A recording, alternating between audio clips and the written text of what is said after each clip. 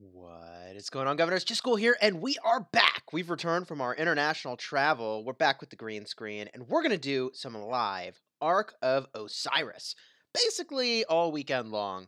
We're going to start this morning observing in Kingdom 60 with PLA. They've invited us to watch. We're super pumped to check out their ARK of Osiris Alliance Battlegrounds, and it is starting very shortly. The player who invited us to spectate is now the king, apparently. So there you go. Thank you so much for inviting us. We're really psyched to be here, and we're going to be rooting for you all along the way. This thing starts in 4 minutes and 30 seconds. This is really soon. Our Ark of Osiris is going to be shortly after this. It's later in the afternoon. It's like 5 or so hours away. I haven't decided if I want to stream our Ark of Osiris or if I want to record it and show it later. We've got like a 250 million power advantage in our battle, so I would actually feel pretty comfortable streaming our Ark of Osiris rather than filming it for later, which is what I'll normally do. In the meantime, while we're waiting for this 4-minute period for the battle to start, I'm going to answer your questions in the chat, and we've got a bunch of you coming in to the stream now. Thank you so much for joining us. Let's see here. We've got Cryptic Gamer. What's going on? Onagato saying good luck. Sam Mark, yo. Cryptic Gamer, this is epic. Yes, sir. It most certainly is epic. I love Ark of Osiris. It is the best. Star Blessings, Bybar Talents. Oh man, Bybar Talents. What trees does he have again? Probably Cavalry and Skill and the Conquering trees. I would go, this is from the top of my head, okay? I would go in the Skill tree, get Rejuvenate, then probably make your way to the top talent in the tree that generates additional rage, then go over to Cavalry and pick up the talents off to the left to get the additional rage generation. Did I kingdom switch? No, I did not. That said, we created a little mini account here. We are in Kingdom 60. So this is an old kingdom. This alliance has almost 1.5 billion power, which is pretty spectacular. So this is probably a pretty high-powered match. You can actually see here the members of this alliance are pretty high-powered. The king here is rocking T5, certainly, and several of the officers have got some T5 as well. So this is going to be a pretty high-powered slug match that we're about to observe here. There was actually a rumor going around that I had kingdom switched to the one that Shinchi 42 was going to, but that is not true. I have not kingdom switched. I'm still Kingdom 51 lifer. We're not going anywhere. We're not going anywhere. Am I giving them tips? No, no tips. It's their show.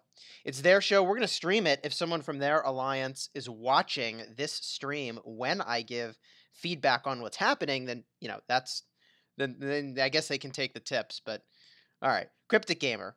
What's a good video for Belisarius? I do have a video on Belisarius, but not a lot of video of him in action. I certainly will be creating one. We've got 1 minute and 20 seconds till this thing fires up, and this is when the fun will begin. That is when the fun will begin. We're going to see how many active players really show up. You know, that is so much of the battle decided by whether or not the Alliance could properly organize and get their players to show up and actually have them there. So, just to that, we'll see how that is. I got my coffee ops going on here. Do I have any idea about KVK? Osiris not included. Yes, Ark of Osiris is not Kingdom vs. Kingdom. If I had to guess, I would assume that Kingdom vs. Kingdom is coming in the next 2 to 5 months. That's my guess. I know that endgame content has got to be top of mind for the folks that make Rise of Civilizations, and I suppose this is when I should mention I am a sponsored creator for Rise of Civilizations, but that doesn't mean I get inside information, so oh well. Do you prepare your troops before I start? I do prepare my troops. Great question, Star Blessings.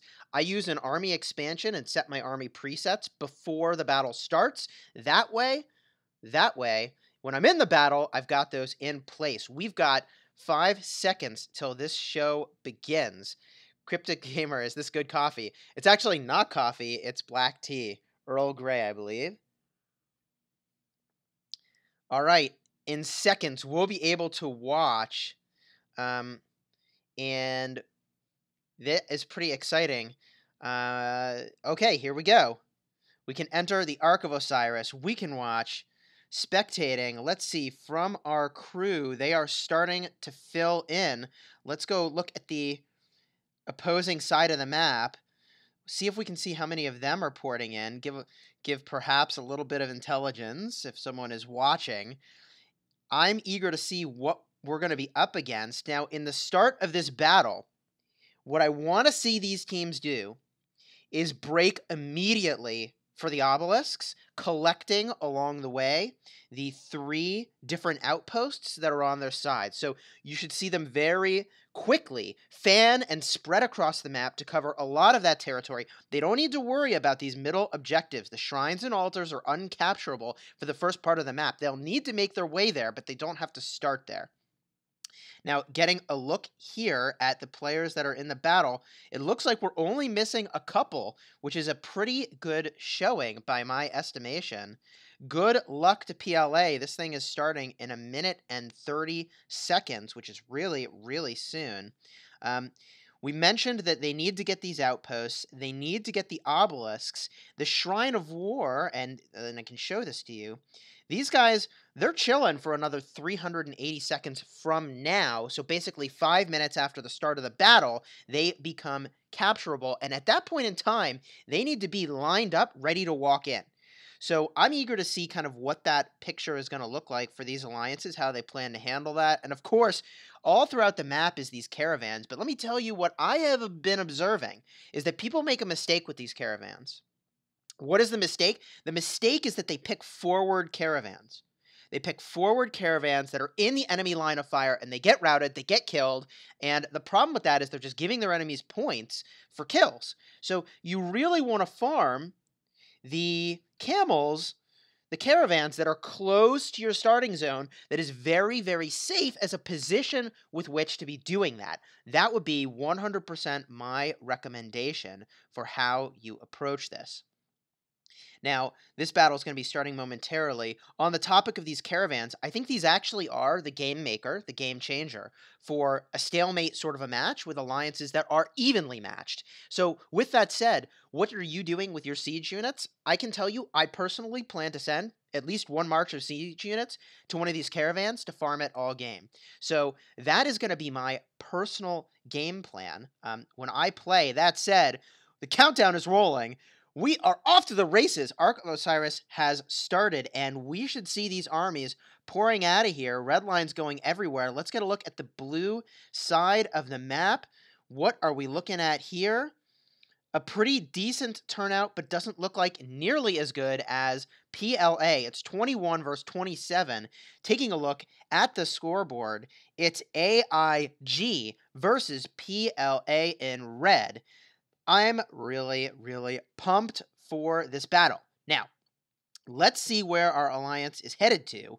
We should see red lines going to this obelisk. We do. Red lines to this outpost. Even some camels. Love to see that. I know they're caravans, but I'm just going to be calling them camels.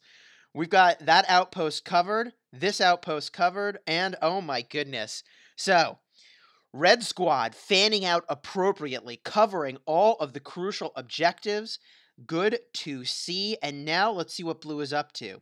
They are taking their obelisk. They are headed to their first outpost. And middle outpost. And right outpost. And... uh-oh. Okay, there it is. Right obelisk. Okay, both teams have a proper opening here, which is exactly the kind of play that I want to see to make this a contentious battle. And the odds are a little bit closer here. It's now 23 to 28 players as they jockey for position at the start of the battle. This is pretty exciting. Now, if we go over to the troops that are making their way over to the obelisk, what I would see in my perfect world is some tier 1 troops. Tier 1 troops will be really fast, but man, is this guy speedy. I mean, it looks like he's going really, really quickly. I imagine he's going to hop from that caravan to somewhere else. Perhaps he's just jockeying for position on the map and hiding some troops, which is a pretty cool idea as well. They're making their way over. So you can see here that these marches of troops, even if they've got the right commanders, and like, look, Minamoto is a really good cavalry commander, right? They're going pretty slow. So in a perfect world, you might have some tier 1 troops. In fact, maybe that's what we're looking at right over here. Look at that. 145 to arrive versus 225. Is a minute difference of arrival time a big deal? Heck yeah, it is, my friends. Heck yeah. That is night and day. And oh my goodness. Okay, objectives on the map looking relatively even in terms of which ones have been captured. Perhaps the speedy cavalry went over here first. And as soon as these convert over, and it takes a full 3 minutes for that conversion to happen, what I want to see is for these folks to teleport forward, and the distribution of where they teleport, to the left side or to the right side of the battlefield, is perhaps going to be an indicator to us as to which side they want to push heavily, or if they're planning to go evenly across both sides of the map. If you think that you have relatively even odds with the enemy, you might try to jockey for position on one side and push hard, and the other side holds on defense. And if you have a strong power advantage, I probably would try to push both sides. Now you can see exactly what I thought going on over here. The faster cavalry making their way to this objective first, and they've got a head start here. How much of a head start?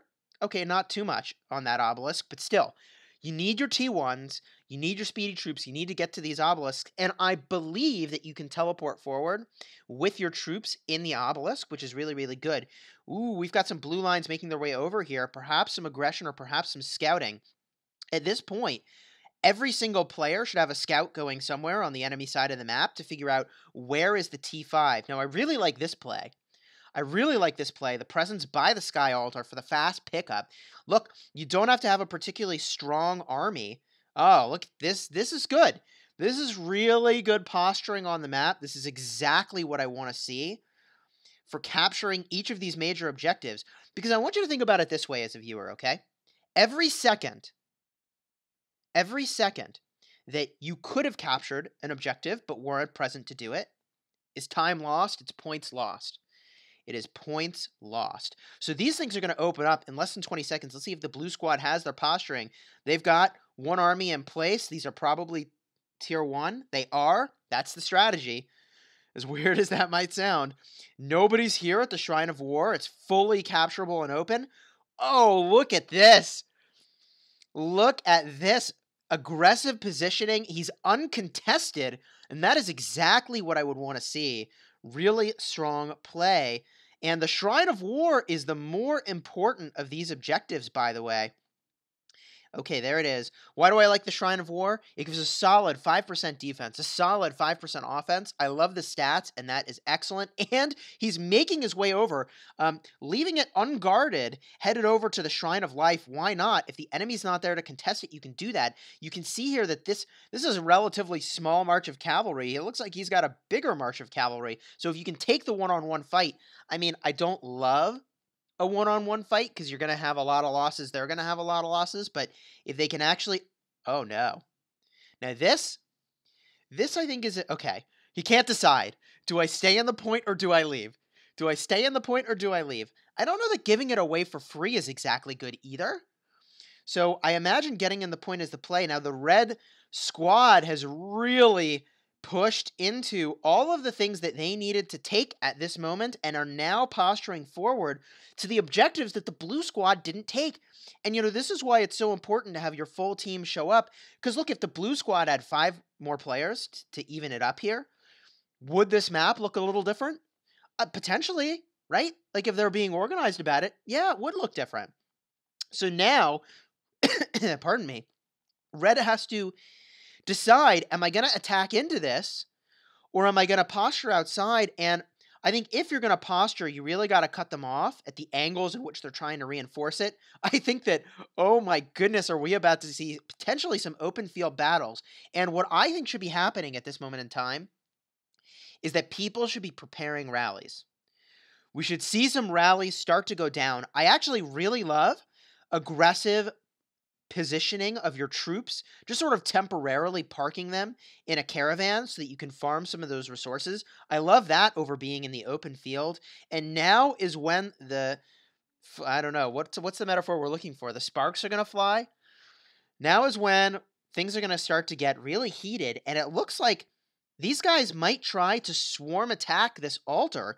Maybe they know that is there troops in here? I don't know that we saw a lot of troops reinforce this, so this may just swap over for free or nearly free in just a second.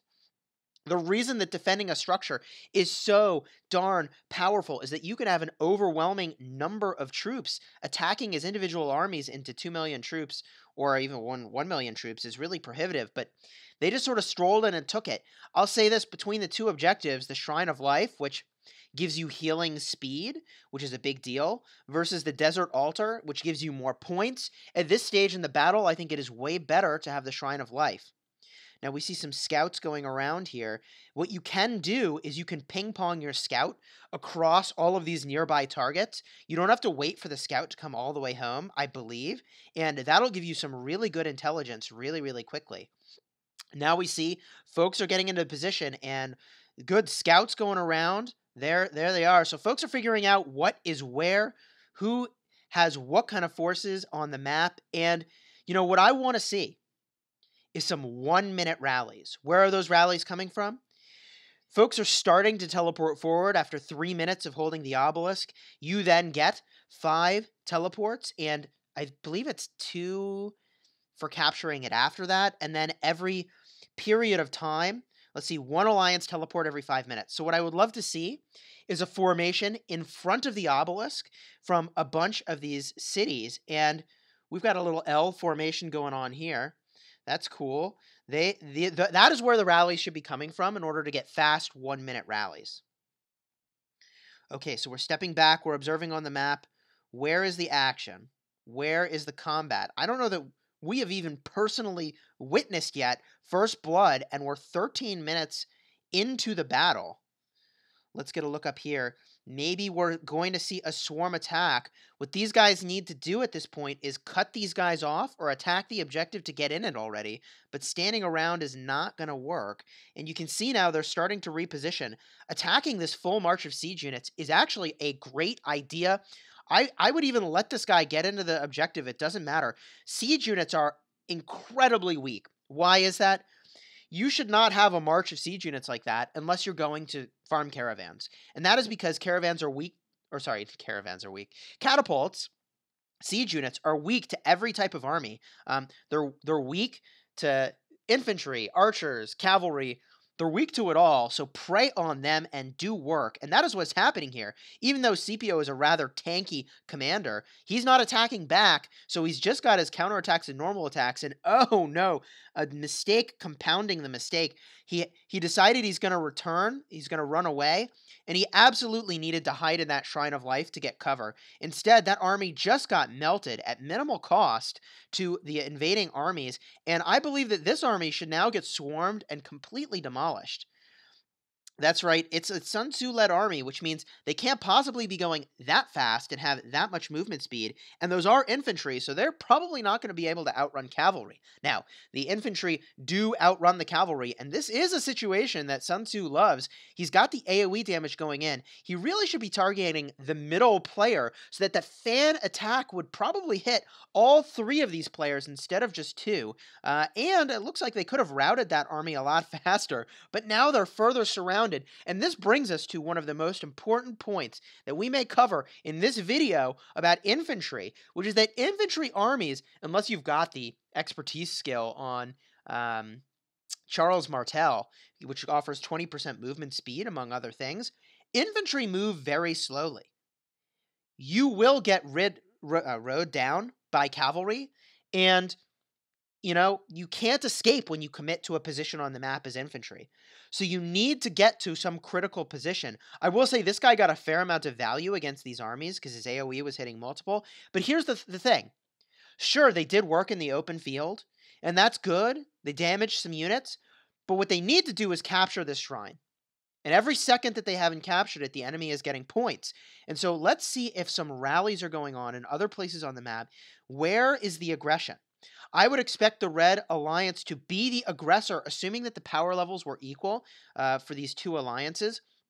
And, my friends, that is what we're seeing. There is a rally headed over to the Shrine of War. At the same time, we've got combat around the Ark of Osiris, and there should be combat around the Ark of Osiris because it is spawned in right now. Now, if this player picks up the Ark of Osiris, which he's doing, it is going to be a profound error because he can't effectively compete. He can't effectively do combat. He's going to have march speed reduced by 50%. He's going to have his damage taken increased by 200%. He is going to get melted, and that is what Dirty Dog and Dojon are going to do. They're going to head over and attack this player and completely melt him. If you see someone carrying the flag like this, you should be melting them as you're seeing right here. They're free. They're free. They're dead. They can't go anywhere, and there it is. The altar, or the Ark of Osiris is dropped, and now they're going to break into the open field combat. Could that army have helped them in the open field combat instead of doing literally nothing by carrying the Ark? I would argue probably so. Now, Red is going to pick up the Ark, which I think is a mixed choice here. It looks like Blue and Red are both trying to pick it up, which means whoever those carriers are, they're just going to get melted. It doesn't take many marches to accomplish that. And it looks like Red is going to have the critical mass needed to actually get a hold of this thing. And we've got more infantry committing to the battle here. And I know it's Richard I, and I know he's got area of effect. And it might, I don't think it's T5, but even if it is, I don't know how you're going to deal with all of these armies. I will say let AoE from Richard I is pretty beautiful, hitting all those targets. But look, see, he's getting melted. And because he's infantry, he's so slow. He couldn't get away. He committed to a position in the battlefield that he couldn't get away from, and that's just, you know, it's wasted troops. It's wasted injured troops, and at this point, Blue really needs to surrender this middle point or come at it in a more organized fashion. They're attacking one army at a time, two armies at a time, and that is not going to go well. Spooby HD, celebrity, joining the channel. What is going on, my friend? Good to see you here. You should check out Spooby's channel. I watch it. Spooby is an excellent human being and player of Rise of Civilizations. He's also a sponsor creator like myself. Now we've got more Richard I's armies just sort of sacrificing themselves to the overwhelming numbers of the Alliance in Red, PLA, and, you know, this is a strategy that, man, I'm going to call on your old school gamer knowledge of playing Halo back in the day with Capture the Flag. You remember when, like, people would go in, you'd have like a 5-on-5 or 4-on-4 battle, and people would go in one at a time and get themselves killed, right? And, like, if they'd gone as a full team of 4, they could have maybe done something. Now we're finally getting a critical mass of Blue players from AIG that I actually think they might rout this. I think they might overwhelm it and take it, and that is not what I was expecting to see. But can you imagine if all those armies, at least half a dozen of them, that went in and suicided, had instead just waited, and they'd gone in together? The flag, the Ark of Osiris, is not going anywhere fast anytime soon. Let them walk, for even 3 minutes? They're not going anywhere. There's nowhere they can take it that's interesting in 3 minutes. And if you win the open field combat, then you can run them down easy peasy. This open field skirmish, however, is total mayhem. I'm loving it. I'm absolutely loving it. I want to know, did the rally happen and finish already? It did. They took that point. I am mesmerized by this open field combat, and I want to keep watching this. Oh my goodness. Who is winning here, Blue or Red? Hard to say. More Blue forces arriving to the battlefield. Now, I just want to point out, when you see these combats, here's one thing you should be thinking about. If you were here, do you wish that you had an AoE commander, and how much of a difference would it make? And that is something that I thought about when I was investing in area of effect commanders, but we've got a profound error being made here by Xylene.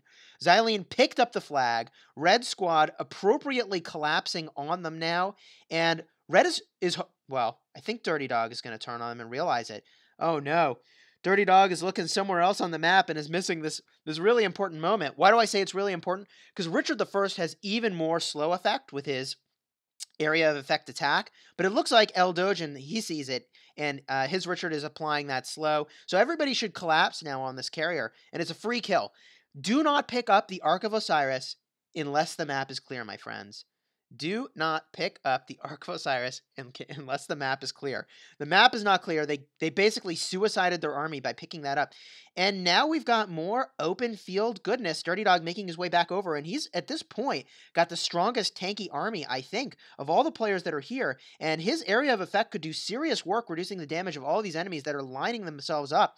At the same time, we've got a Sun Tzu here offering a ton of area of effect. We've got Yi Sung Ye offering a ton of area of effect damage, and we have a sneaky pickup over here by the Summer Souls. He's going to try to walk that back, and maybe he's going to get somewhere and do some work with that because there's no clear path to actually attack him, and I'm eager to see how this plays out. I think what's going to happen is that this player seems to be, they're going to get isolated and killed, then he's going to get isolated and killed, then he's going to get isolated and killed, right? So we've got this epic struggle to take the Ark in the middle of the map. This is still anybody's game. It's about 8,000 to 10,000. And the carrier's down. The carrier's down, which is exactly what I would expect to happen, guys. Have you noticed a theme here? I feel a little bit like a broken record in terms of saying the strategy. But here's the thing. We're all still learning the Ark of Osiris, myself included. So people are going to learn these lessons, and some of them I think we're learning the hard way as more contentious battle happens over the Ark of Osiris, which, look, if PLA, the squad in red, picks up this Ark of Osiris and scores it, they cement a pretty strong lead. But if blue, AIG, picks up this Ark of Osiris, then they themselves get right back into this match and the score will be tied. If not, they may even pull ahead. So this is a very important fight going on in the middle of the map. Now, we've got an interesting question in the chat. Who is stronger, Scipio or Herman? My friend, they do very different things. If you're being attacked by multiple armies, then Scipio is your play. And oh no, another Ark of Osiris pickup. That is an ill-fated decision because, my friends, I would like to see these folks in red immediately collapse onto it, and that is what is happening. Free kills here. I mean, that's a lot of individual points, I think, that you're going to pick up. Just slaughtering the carrier. And oh my goodness, did they melt? Is that T5? Is that T5? That might be. Yes, it is T5. Those T5 archers completely melted that carrier. That was unbelievable. Yi Sung Ye, T5 archers. And now, this is just it's a mesmerizing fight to watch. I can't take my eyes off of it. Holy moly. Holy moly. I think that finally PLA is getting overwhelming numbers by this objective, and they're going to be able to start to march this thing back to safety, which is pretty strong for them. It will cement their lead. The score is 10,000 to 12,500, and it's 25 players to 29, so our friends in blue have picked up more players as this match has gone on. That said, being down 4 players is a big deal. Someone has picked up the Ark of Osiris, and what I would expect this player from AIG to do is, to kill the carrier. Look, if there's anyone nearby, you can't pick up the Ark. Now, why do I really like Scipio if lots of armies are attacking you? His second skill makes it so that every time you're attacked, there's a % chance you do extra damage, which is a really big deal. Further, his first skill reduces all damage taken and increases your counterattack damage. I mean, that is exactly what you want in an open field commander that might get swarmed, and spoiler alert, there's a lot of swarming going on here. I started saying this earlier, but was interrupted by the intense in-game combat and battles, and oh my goodness, red has captured an altar off to the side. I bet that was a pretty sweet battle. We've got too many places we need to be. We've still got action in the center, although it looks like perhaps finally this fight is coming to a conclusion and red will be able to march this thing back toward one of their objectives. By the way, you don't need to take it back to your city. You just need to take it to an objective. I believe that the outpost that's forward center will do the job for you. You could run off to one of the sides and do one of those, and we've got a rally that we can watch over here. This is pretty spicy. We've got a rally that's not got any reinforcements. I'll say this of the red units that are standing off to the side. I do think it's smart to not attack into overwhelming odds in a rally, but I think that what they really should be doing is not be postured behind the Shrine of War, but blocking the path from enemy reinforcements to this rally. It looks like none are coming anyways. And, one person smartly pointed out to me that you can only have, I believe, one march of troops defending each of these objectives at a time. So these players might have already one march that's in there, which is why they're waiting outside. Okay, so that rally is Dunsky, and the Ark of Osiris is, in fact, moving toward the red side of the map. They've got their 100 T1 cavalry marching that thing across, and look, like, all they have to do is get hit by a player once, and they're done, but that's probably not going to happen. All this open field combat is going to prevent them from getting there, and, if I take a look further down the map here, they've got more protection along the way. Now, there is a way to drop the Ark of Osiris if someone were to approach you and you needed to fight. And I think it's a good strategy, by the way. There is one way only to drop the Ark of Osiris, and that is to go to a caravan. If you go to a caravan, it'll drop the Ark of Osiris on the ground, and that way either someone else can pick it up or you can do something else that's interesting. We've got a heck of a swarm attack. It looks like a rally just wrapped up over here and got beaten. They were smashed, getting a speedy retreat back to their cities, and we've got an open field and potentially a big swarm attack coming in to the Shrine of War, and there are only a handful of troops in the Shrine of War, more going in to reinforce it. The folks that are here really need to get into that Shrine of War if they can. Otherwise, if they've already got a march that's in the Shrine of War, it's time to start picking off the armies that are weaker. Which armies are weaker? Cao Cao is a weaker army. Minamoto is a weaker army. I wouldn't attack into a Scipio because that gives them extra damage. I wouldn't attack into an Olgi Mundok. That gives them extra damage. You could attack into a Caesar. It makes them a little tankier. Anyways, okay. It looks like they have fended off this swarm attack, which means that swarm attack was maybe not the best idea. All of those units either reinforcing the existing rally or creating a new rally would have been probably a better play.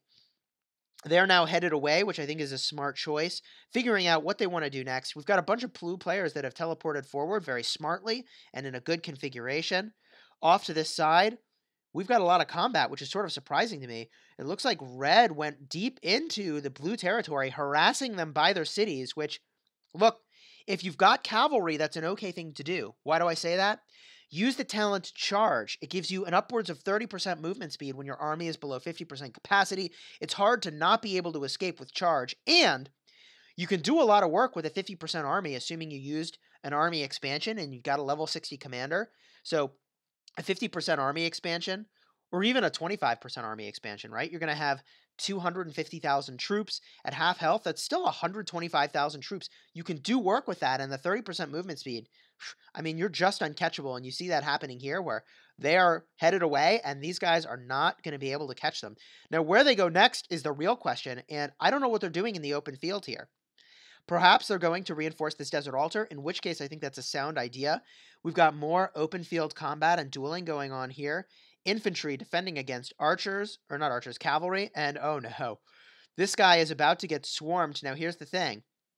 Assuming he's got charged talents, he is going to be able to get away, and what I think he should be doing instead of retreating to his city is heading into this objective, assuming that his army isn't already in this objective.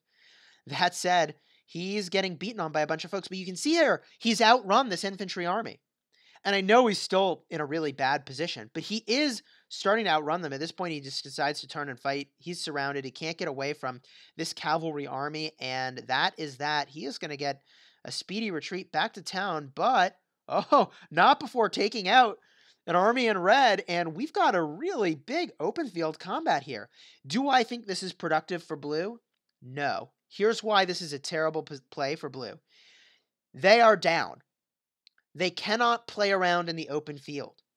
They must go to an objective that they themselves are going to take successfully. They cannot play around in the open field. Is this good for red? Absolutely.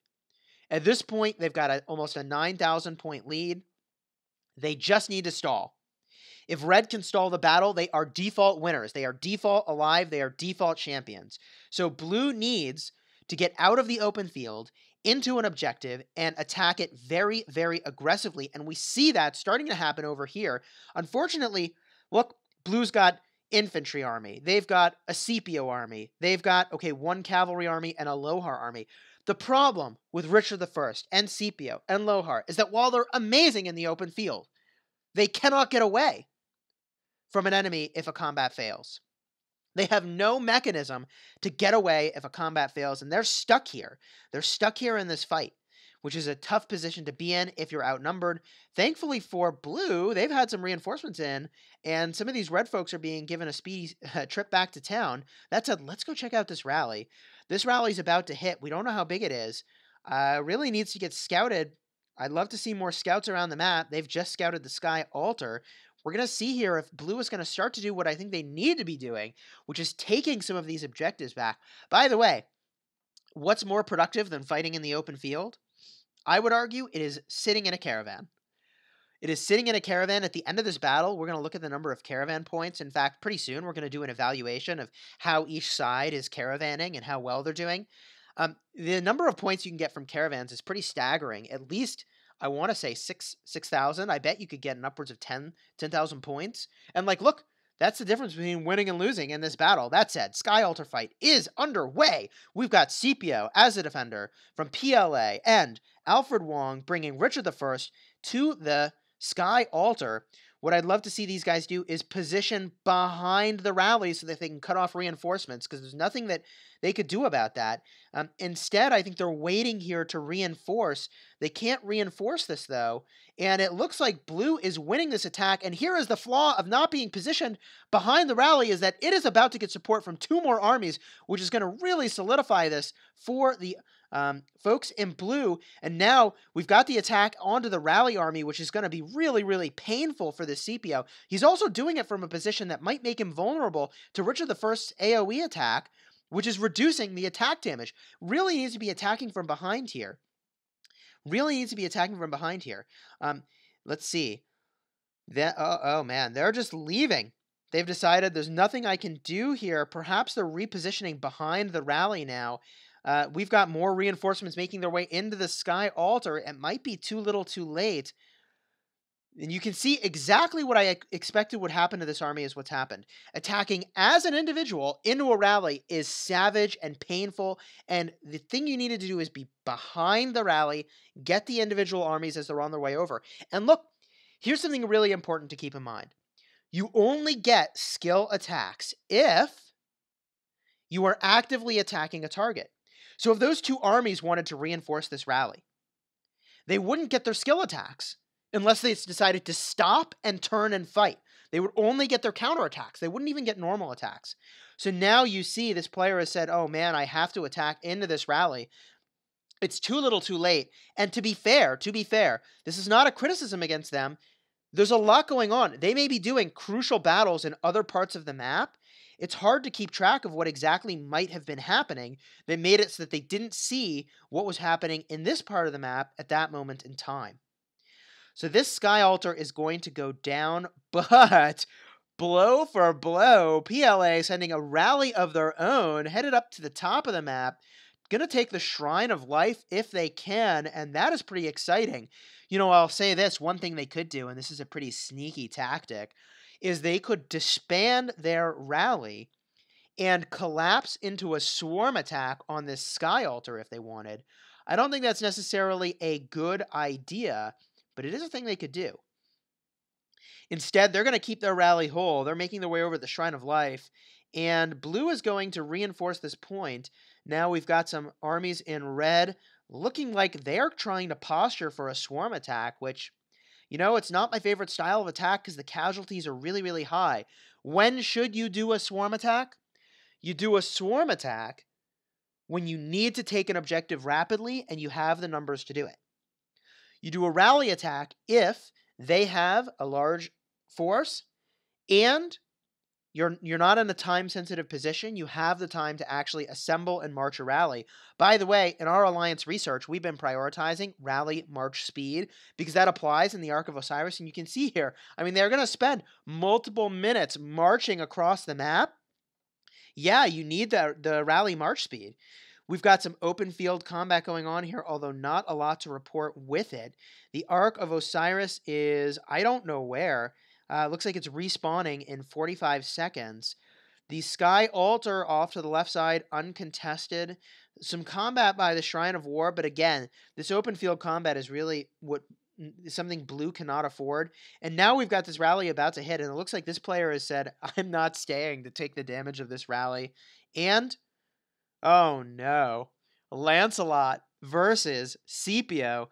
They need to get a new captain for that defense, and they need to do it immediately. That is going to fall in a catastrophic manner against the might of this Scipio rally. And they've got reinforcements coming in, but like, look, it is so critical that you promote the right captain to defend these points.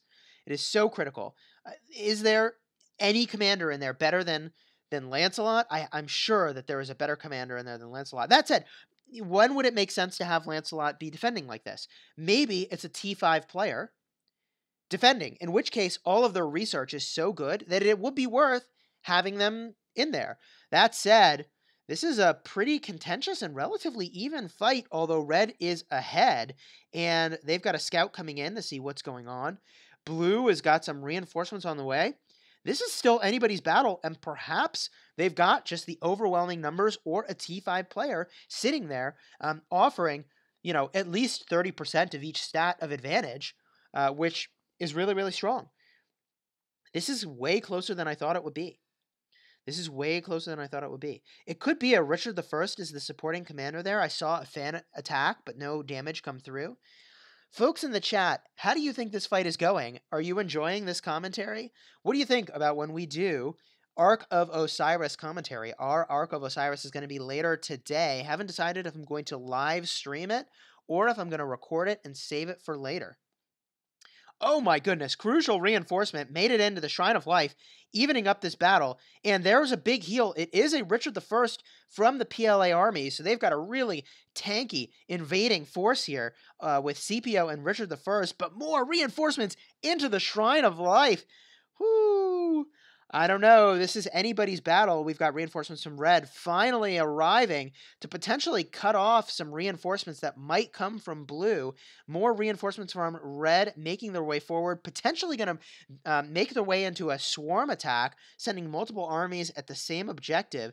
Not sure how I feel about that. Meanwhile, the Ark of Osiris is being marched over to the red side of the map.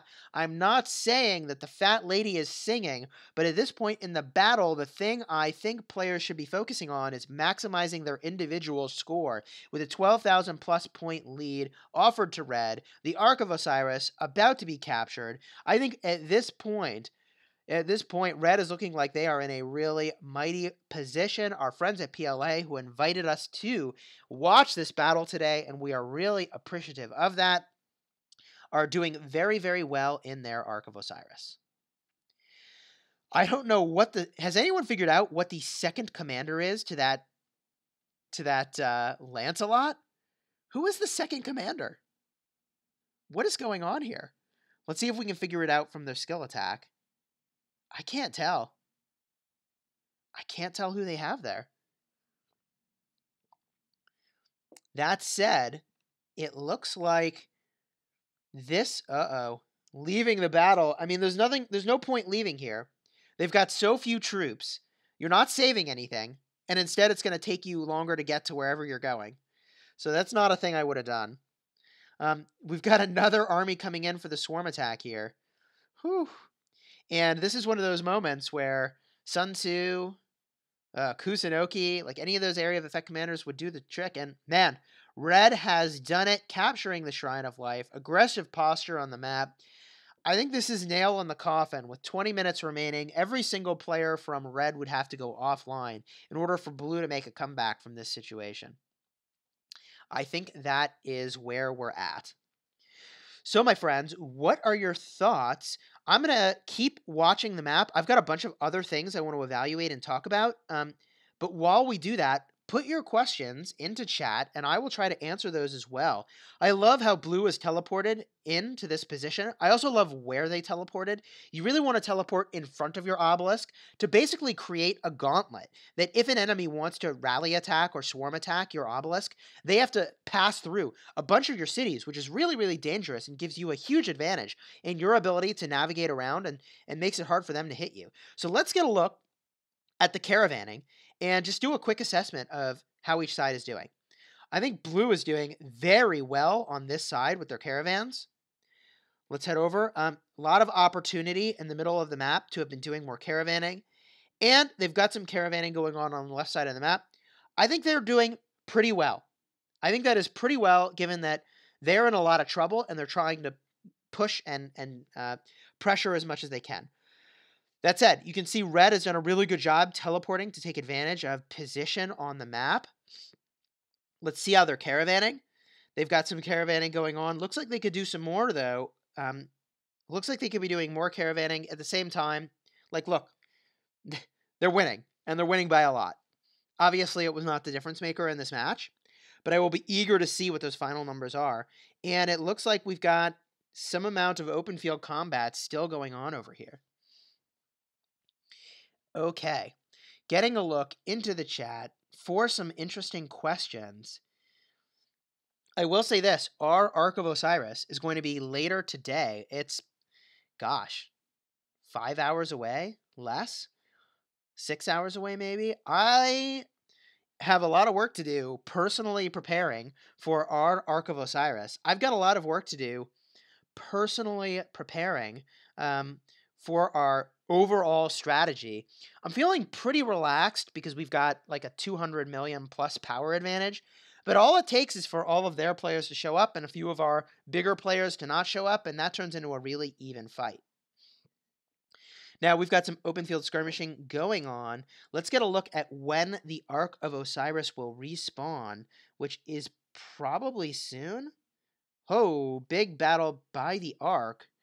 We've got a full march of siege units here and some archers. I mean, look, when you're running out of troops, you're running out of troops. So there it is.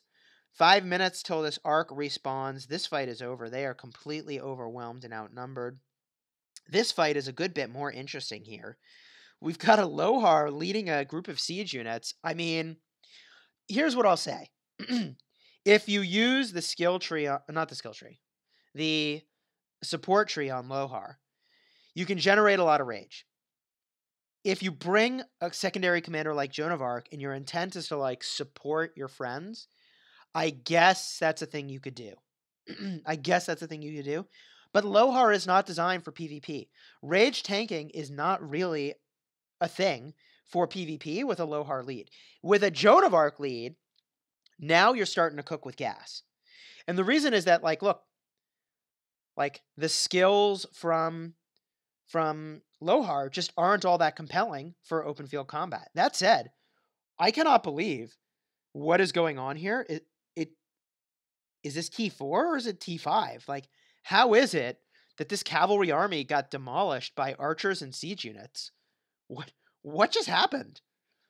Up is down and down is up in this Ark of Osiris. Red squad's got double the points. The fat lady is singing. This is all but over. You should, at this point, not be using any healing speed ups. You should be trying to get as many points as you possibly can in order to raise your personal score and get more legendary sculptures for playing in this battle. And we can see here really nice play here, attacking into this one army, which is not even looking, but they have so much march speed. Honey Badger, they don't care. They've got a vengeance for those siege units. They're going to get it, and I really want to see this happen, even though I don't think it's a good decision. Okay, he stopped. It is terrifying to walk into an enemy gauntlet like this because you don't know. Like, they could have troops in their city and boom, they pop out and attack you. And like, you're just done for. You're just done for. Instead, they're turning around to actually fight, which I think is a bad decision. They should have just run. They had the movement speed. I guess maybe they just want to raise their individual score, but I think they should have just run. And they are getting swarmed. By the way, when you're surrounded, you take an additional like 3 to 5% damage, I think, for every army beyond the first that's attacking you. And now they, I would assume, have the talent Charge, which gives them an additional 30% movement speed. You see why I love this talent. They're now uncatchable, and they can go to a position that's way more favorable on the battlefield. Way more favorable on the battlefield. We've got more open field combat. There's a bunch of CPOs. When do you want to see a bunch of CPOs like this? Essentially, when you've got a line. When you've got a front line and you think you can hold it and you're not going to have to run very far.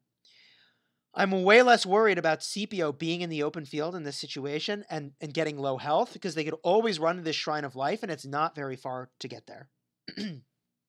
But if you're far from an objective, if you're far from safety, that's a really big risk for an army that doesn't have movement speed. You really can get caught out of position and your troops completely savaged if you are outnumbered. That said, I don't even know what to make of this open field skirmish. All I'll say is that there have been multiple times in this battle where area of effect would do serious work. I know that in recent history, they changed some of the legendary commander's damage for area of effect, and you can see why. It would have been overpowered potentially in this situation. And oh my goodness, what is going on this side of the map? They have just captured the obelisk, and they are burning cities, and I think a couple folks have teleported away. Oh my goodness. We've got a Hannibal Barca over here, which to me signals there's some T5 battling going on in this part of the map, and I am eager to watch that. Sun Tzu is a defending commander in this city, area of effect damage, wiping out the attackers, giving them a speedy retreat, and I don't know why they're teleporting away, because this is getting fun, and this is where they should be. This is where they should be, but wait a minute. Is this flashing because it's under attack? It is!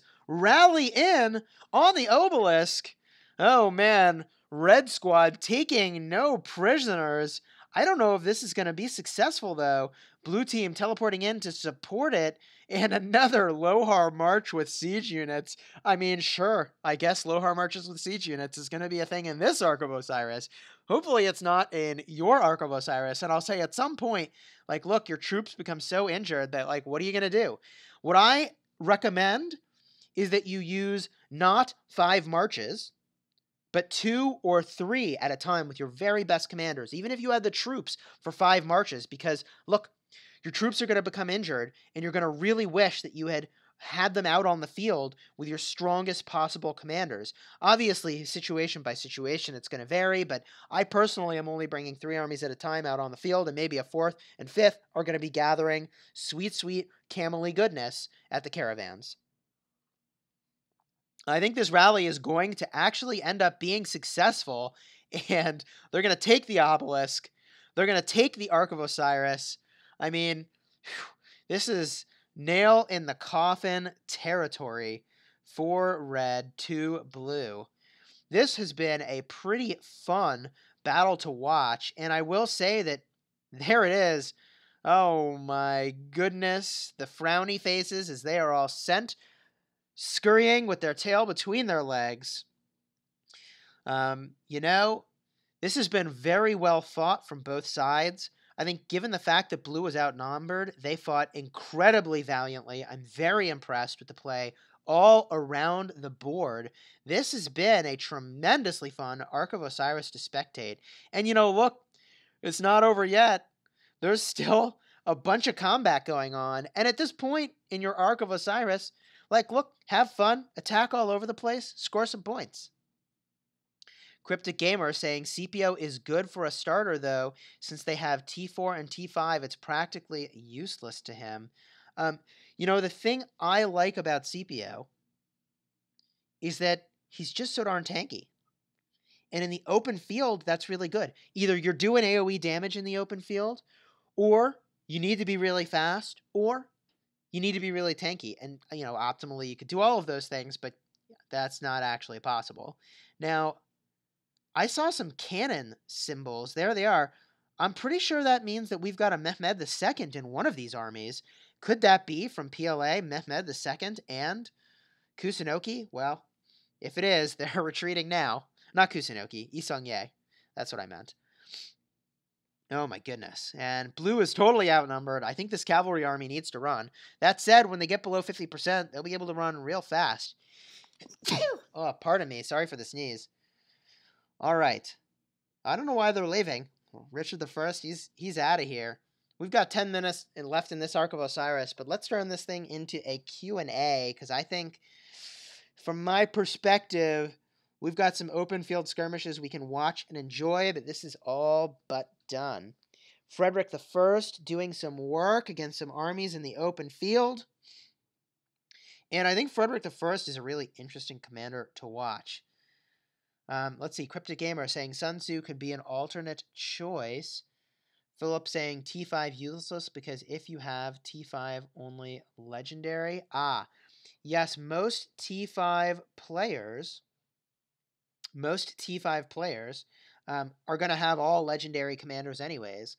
And at that point, I don't know how useful it is to have a maxed out CPO. That said, holy moly, we've got some city burning going on. We've got some open field combat going on. And in 19 seconds from now, what I would expect to see is cities from red teleporting forward incredibly aggressively. And really, I mean, look, in a perfect world, you have all your cities teleport in and you start rallying the enemy's cities with 1-minute rallies. I know it's savage, but that's what I would be doing. There it is. Obelisk has been occupied. You can now teleport nearby. Let's see if red teleports into this area. That's what I want to see. It could be that they're all in the open field and you've got to have your armies back in your city in order to be able to teleport. So that may not happen. And I don't know why they're attacking this one city in particular. I guess it's an 18 million power city that should be pretty beatable, except, man, their Sun Tzu has really been holding on for dear life. We've got some scouts going into the obelisk, and they may attack this thing back in just a moment. Oh, man, what a combat this continues to be. We've got Minamoto attacking into Minamoto. We've got Frederick attacking into Cao Cao. We've got Martel attacking a city. Why not? We've got Richard attacking Martel. And now Swarm attack in on the obelisk. This is fun to see. Caesar as the defender. I expect it's a T5 Caesar, making really short work of those attackers. Hoo-wee! That is some serious damage going in there. That is some serious damage going in. And it looks like we see the elephant running around on the battlefield there. That must be Caesar with Barca as the secondary. Hannibal Barca as the secondary. And the swarm attack continues-ish. More combat down below. Cities are burning. Red still hasn't teleported in. I mean, maybe they're... I don't know why. Maybe they're just being a little more respectful. I don't think it's disrespectful to teleport in, though. Like... The battle's over. Okay, blue teleporting out. They're saying, I'm out of here. I don't know. I mean, I don't know why not. With 7 minutes remaining, you may as well stay. You may as well stay and get some kills. In fact, you get a bunch of points for kills if you're defending. And now, if you're still in this stream, there's a couple important things that you'll want to see at the end of the battle. We're going to do a breakdown of where all the points came from. We're going to do a breakdown of how and why those things were really critical and important, and you could do them better in your Ark of Osiris. So still good stuff to come in the final report out, which I think is going to be very, very interesting to watch. We've got more open field skirmishing here. In some ways, it might be better if blue forced them to attack a city and then the blue players reinforce that city. It would be really easy for blue to reinforce the city because, look, they could skip from city to city to city in a way that makes them relatively unattackable in order to get to their final destination and reinforce it. And you can reinforce player cities. The amount of reinforcements you can send, I believe, still is based on the size of your alliance help center. So reinforcing seems like a really good idea. That said, the defending CPO is doing pretty darn well given that there's 2 invading armies attacking. And I don't know if you saw this, but do you see the healing?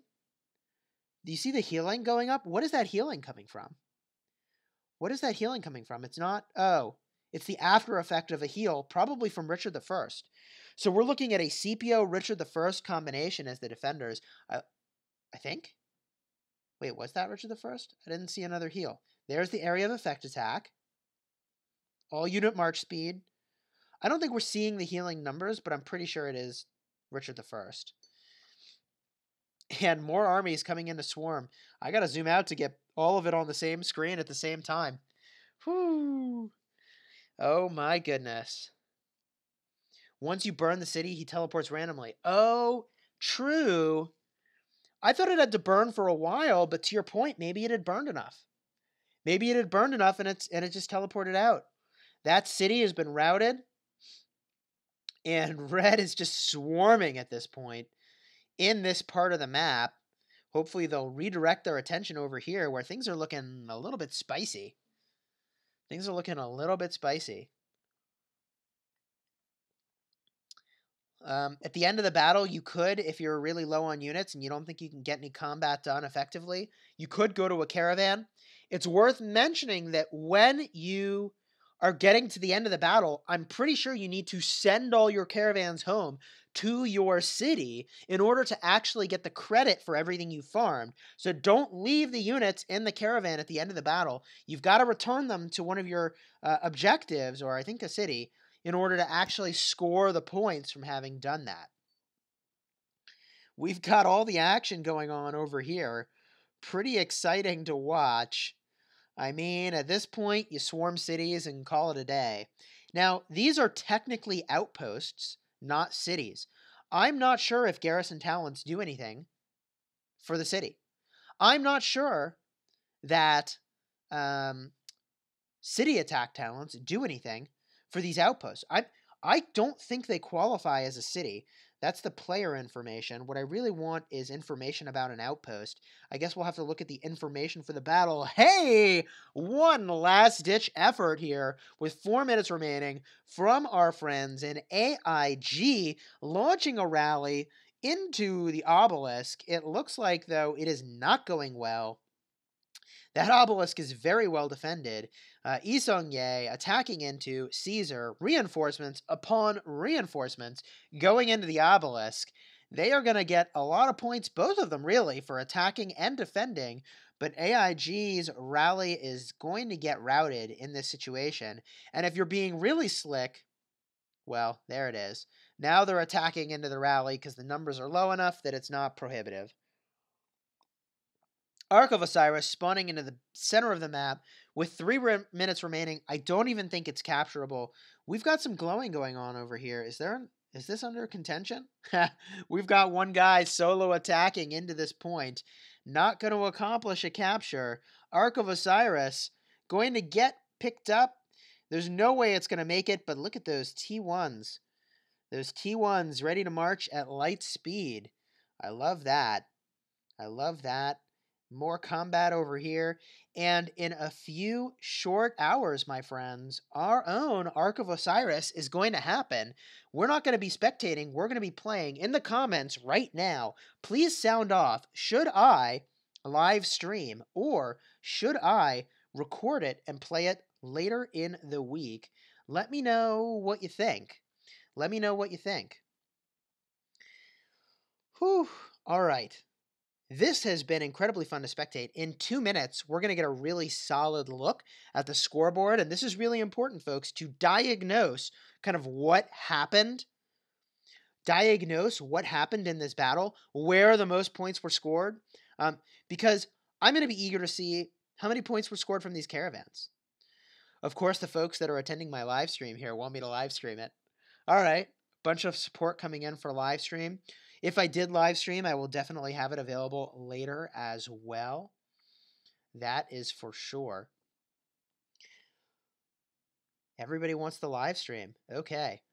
Bunch of folks are saying, a name I can't pronounce, but it's got 911 at the end, says live stream because ours is Sunday, so I need all the help I can get from you, Chisgule.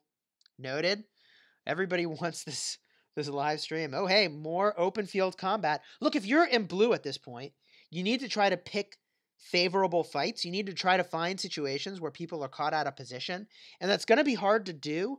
But if you can find some isolated armies, do some work, attack opportunistically, like this army over here, although maybe they have T5, which would be sort of terrifying, then you can try to get some points where you have an edge at least.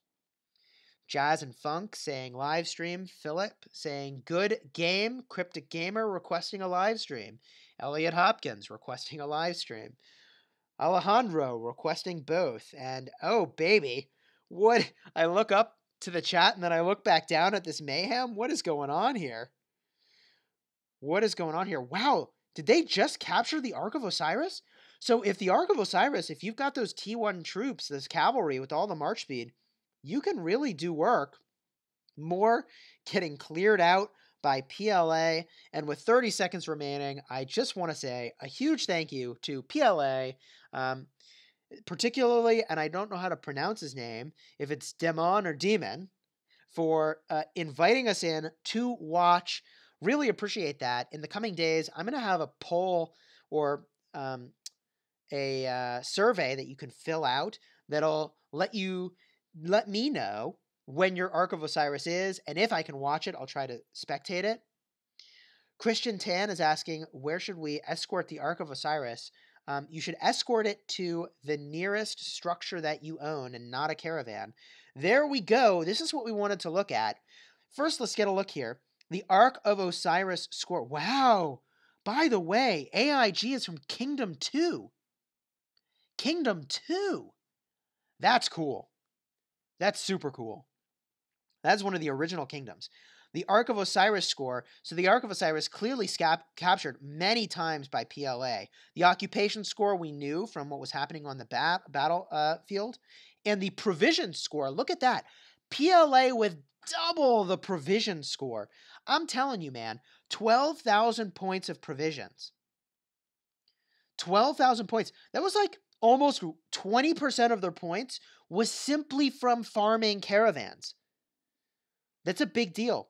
Kill points, wow, savage. Severely wounded units looks about right.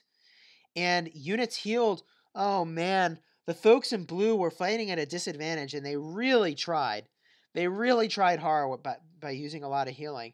Blue squad did a lot of teleporting, and red with more captures and occupations. Wow. That was really interesting to watch. Now let's see here. We should have some additional reporting we can look at. There we go. The individual who invited us to this Ark of Osiris scored number 1. Pretty impressive. Looking down the list here. All right. Well, my friends, I hope that you enjoyed watching this Ark of Osiris. I certainly did. We're going to go prepare for our own Ark of Osiris momentarily. And, you know, this was really fun to live stream. To be determined if our Ark of Osiris is going to be streamed or if we're going to record it for later. Everybody wants me to stream it, and I'm a little more comfortable doing that because we're at a really big power advantage in our match. So if they stream snipe us, it's less of a big deal. So we'll see. We'll see. We will see here. Getting a look at this rank list. All right. Anyone have any final Q&A before we head out? Final thoughts. Chimichanga wants me to dance on stream. Not planning to dance on stream, but love the suggestion. Final chance for questions before we wrap it up in Kingdom 60, where we were kindly invited by PLA. If you enjoyed this video, by the way, please do like and subscribe. A Cryptic Gamer is asking for good talents for Belisarius. Belisarius is an amazing mobility commander who can do really a ton of damage against barbarians. My recommendation to you will be to use the peacekeeping tree for the damage to barbarians and mobility, rapidly making your way in the cavalry tree to the left side for the rage generation from normal attacks, and some of the other movement speed talents. That would be my recommendation for Belisarius. You could use the mobility tree and the cavalry tree in PvP if that is your focus. In that case, you've got a commander that's really darn speedy. Jazz and Funk wants my leftover tea. Let me tell you, it's mostly cold now. I was mostly talking, not really drinking. Ronnie just got 4 new world records. World records? What world records did Ronnie get? How do you get what world? Are there world records in Rise of Civilizations? Does it tell you? I mean, if someone were to do it, I would believe that Ronnie might do something like that. But what do you do to get a world record? Elliot Hopkins saying, get as much march speed as you can with Belisarius. That is true. What about my opinion on Cao Cao? Well, shucks, while we're Q&Aing, why don't we just swap over to our main account? And do some stuff that we need to be doing. Thoughts on Cao Cao and Bai Bars? I think it's a heck of a combination. Both do cavalry stuff. I love that. I do wish that there was some, skill tree as a primary commander in that configuration, but I still like it. Ooh, Mysterious Merchant. Hello. If you want to see how Chisgule buys stuff at the Mysterious Merchant, we could do some buying. I'm going to buy nothing in the first row because it's 80% off. This is for resources, so I'm going to buy it. Now, 60% off is approximately even with what you're getting in the VIP shop, so I'm going to buy it. It's technically slightly better. Now, this right here is 12 hours of speed ups, but it's only 50% off, which is a real bummer. But because they are in the 3-hour speed up increments, it's actually the same price as this thing that we bought over here. So even though it's 10% less off, 10% less discount, it ends up being even because the 3-hour chunks are more discounted. And we don't need any of this other stuff, so we're going to hit our free refresh. Grab this thing for resources. I'm not going to buy the healing speed ups, but this is value on top of value at 70% off. That is 140 gems cheaper than what we would normally have to pay. We're going to buy that. We're going to buy this guy off to the side at 70% off. We're going to buy these stars for resources, and we're going to do 100 refresh. Hello. We're going to pick these up, 90% off, and for resources, ooh, we're going to pick up, oh, now this is the dream. This is the dream. Everything in this row is resources. I'll take it. Take my resources. I'm happy. That was pretty sweet. We've probably got some rallies we can join here. We really want to spend down our action points pretty quickly. So we'll send a couple armies out here. We're going to send, I don't know, let's send Lohar with Scipio to try to send a lot of troops. March. And I think I just delayed the rally start time by a couple minutes, which maybe I could probably have done that a little better. We're going to join a rally over here. I don't know, Boudica and Kusunoki, and it really doesn't matter that I brought crossbowmen. In fact, I'm probably better off bringing a different unit. And we're not going to start a rally because I want to make sure that those rallies are successful, but then I'm going to start a T5 rally in a second. Okay. We're moving firmly into Q&A now because, like, what the heck, right? We've got a big audience. May as well do some Q&A. Let's check our mail. By the way, you might be wondering, how do I have so many gems? I did some spending. We did some spending. You could buy the $100 Valentine's pack 3 times, and it was a really good pack. So, cheers to that. Rip $300. Hello, speed ups. Okay. Rip $300. Hello, speed ups. Let's see here. We've got some chests to pick up. And now we can move into the realm. Oh, by the way, when I was saying that, like, alliance tech is really crucial for the battlegrounds, we've really started to focus our tech in the war tree because the war tree tech is actually relevant for the alliance battlegrounds. I don't know that this does anything. I don't know that Unite as One does anything.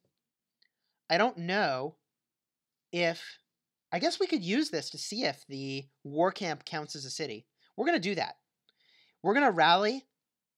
We're going to rally in ARK of OSIRIS to make sure it counts as a city. I know fast rally does not work in ARK of OSIRIS. That is not a thing that works.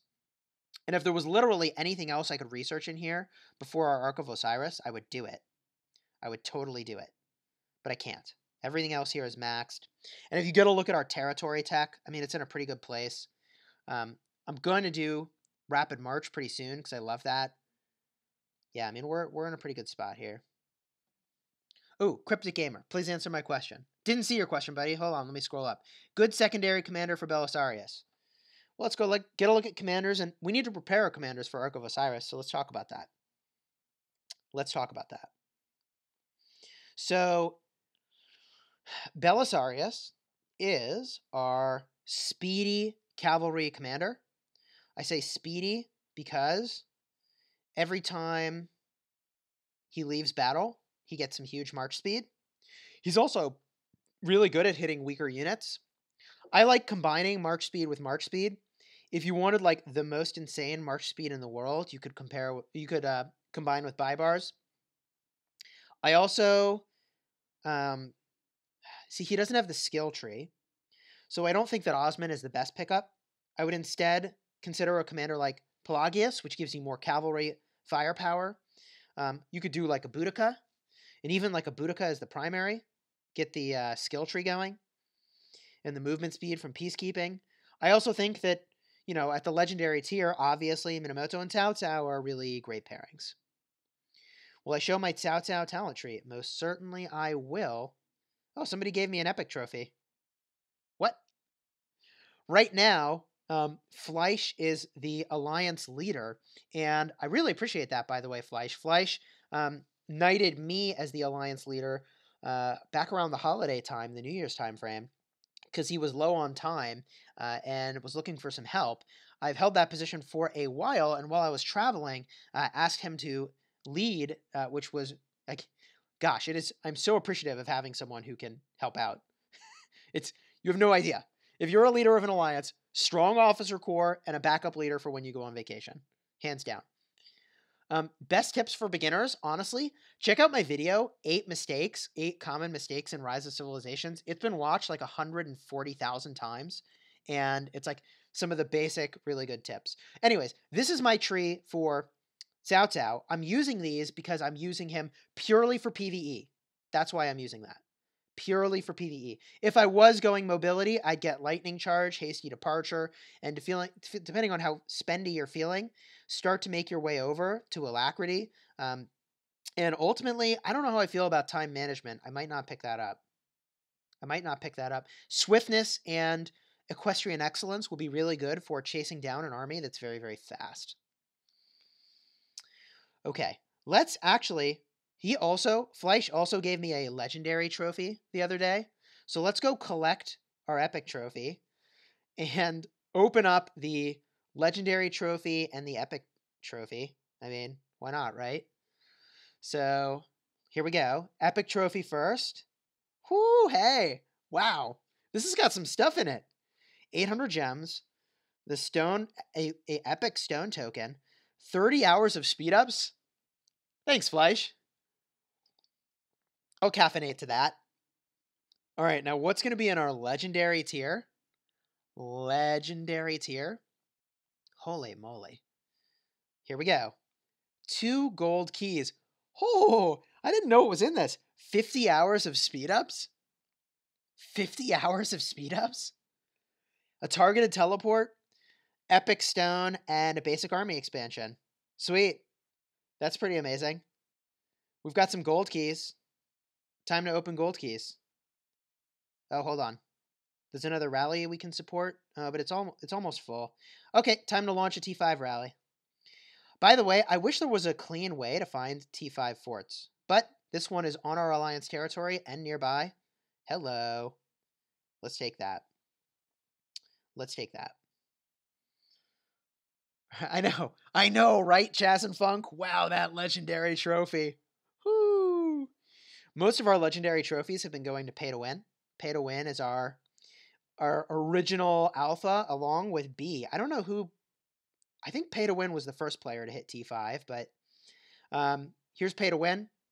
He's going to be in our Ark of Osiris. Here's B. B is now our strongest player by a long shot. He is going to be in our Ark of Osiris. We've also got some sweet, sweet T5 over here with Venture. I don't know if he's not going to be in our Ark of Osiris, in fact. I wish he could make it.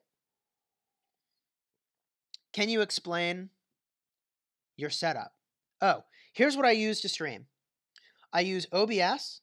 I hardwire I hardwire into my iPad Pro. And that's how I stream. That's how I stream. Christian Tan says, Chisgule, I'm using Herman with El Cid. Should I use full skill path with some archer path or full archer path with rejuvenate? Herman and El Cid is an underrated combination. I just did a video about them, but some of my information was not perfect. The Gecko, what's going on, man? Good to see you here. You should all check out the Gecko's channel. He is also a sponsor creator for Rise of Civilizations. He puts together good content. Anyways, you use Herman as the primary, go full skill tree, then supplement. I'll show you. I'll show you because it's so important. Supplement with Razor Sharp. You want to max your rage generation. El Cid is the secondary. You can chain a 3-second silence. And, like, I think you might be able to chain silence someone. Like, they almost never get a skill off. It's conceivable. I don't think it's possible, but it's conceivable. Anyways, we've got one rally hitting. That's going to be easy. We got stuff going on. I want to open up chat, but I can't because who knows what someone's going to say in chat. Let's see here. Get our healing rolling. Now, we're doing some ARK of Osiris preparation here. That's what we're doing. That is what we're doing. And there's a couple things we're going to do. We need to spend some epic sculptures. Now, here are the 3 armies I think I'm going to bring. Oh, holy moly. Chat blew up. Let me answer your question. Zahin, hey, I rushed T3. Should I now rush T4 or wait and upgrade? Rush T4, baby. Rush T4.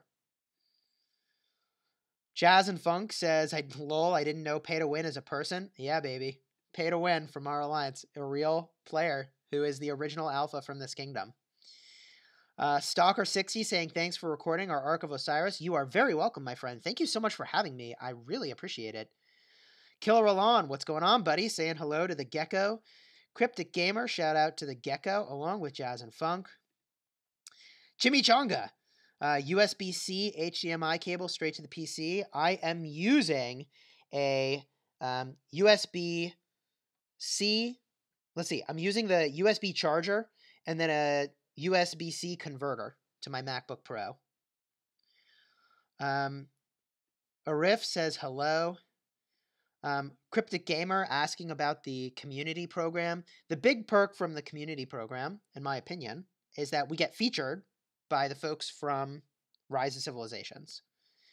The Gecko, you're welcome for the kind words. Let's see here. Nguyen asking, hey, Chisgule. Oh, you're from AIG? Good game out there. We don't have T5, but clearly we've made... Dude, you guys played incredibly well for having no T5. You played incredibly well. You fought incredibly hard. You should be very proud of the way that you guys did. I think everybody played well in the match of AIG and PLA. There were no, like, massive errors made. The only thing I'll say is that when you're grabbing the ARK of Osiris, really I would not take it until the area is secure. The Gecko sent me a message on Discord if I managed to get it before my ARK of Osiris. Noted, Gecko. I will check that out. Killer Lawn asking how my day's been. Man, it's been great. I got up, spent a little time with family, got some caffeine. I've got breakfast sitting over here, which I really should eat, and it's a smoothie, but it might be warm now. It's certainly drinkable now. Let's switch gears and eat breakfast. Christian Tan, it doesn't matter who's primary. El Cid with Herman. Do the same 3-second silence as Herman with El Cid. I haven't tried it, but I don't think that's true. Here's why. The way that combat works, and everyone should pay attention to this. This is very important. The first skill goes off. Then there's a 1-second delay. There's a 1-turn delay. Then the next turn, the next skill goes off. So to get a 3-second silence chain, you have Herman use his skill. Then in the next turn, where there's no attack, there's a silence. Then in the next turn, where there is attack, the silence still applies, and El Cid makes his silence apply on the next turn. And so then when the next turn happens, the silence is still going. So that's why I think it has to be in that order. All right, I can't even keep up with the questions. I love you guys. You're the best. Limic is asking, what do reserves do? Reserves make it so that you can train more troops. So when I go to train troops, and I have troop training going on now, for a single attempt, I could train 20,000 more troops. When is that good? When you have a rune on the map and the kingdom buff that accelerates training speed, and maybe even the king gives you general, which is one of the titles, that then you fire off training for that longer period of time, and you try to time it for the Mighty Governor event. Maybe you use some speed ups to finish it off to make that happen. That is when that is good. Hey, Fleisch is rocking a rally.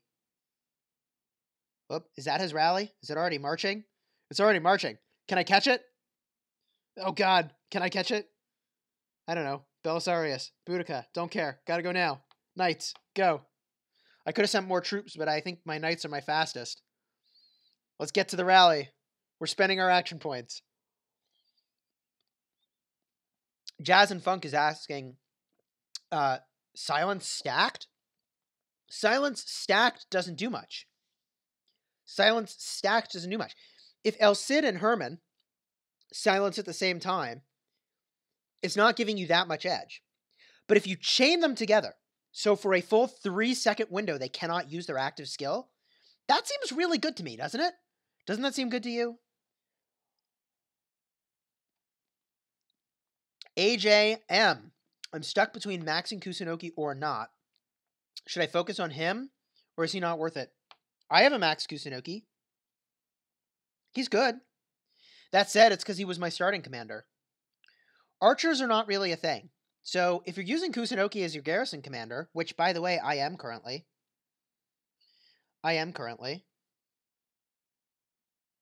Bada boom. He's pretty good. He's pretty good. Why do I like him as the primary? I have Richard I set up for open field combat.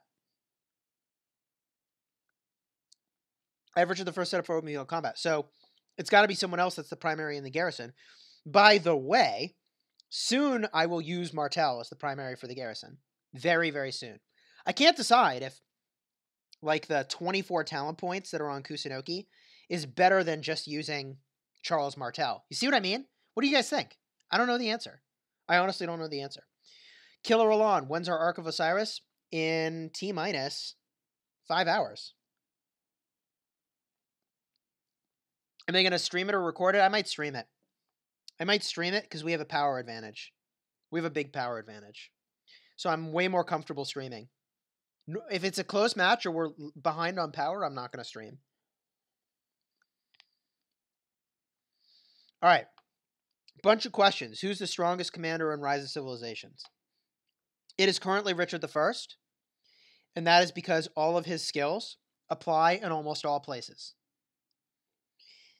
In my opinion, if Saladin remains unchanged, he will become the best commander in Rise of Civilizations. At the epic tier, who's the best commander? Boudica is the most well-rounded. Scipio is the best for open field. Joan is obviously the best support. Sun Tzu's the best AoE. You see where this is going? I wouldn't say there's one best epic commander, certainly.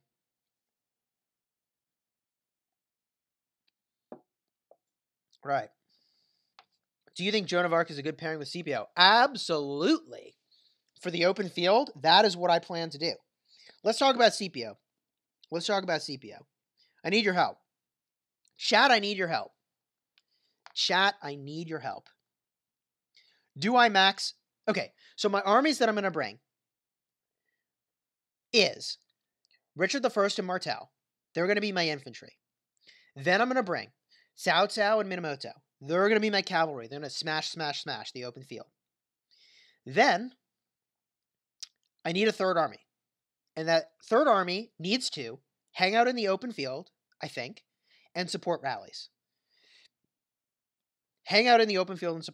Because I need an army that is going to be good in the open field when the rally ends, right? Because when the rally's over, they're stuck in the open field.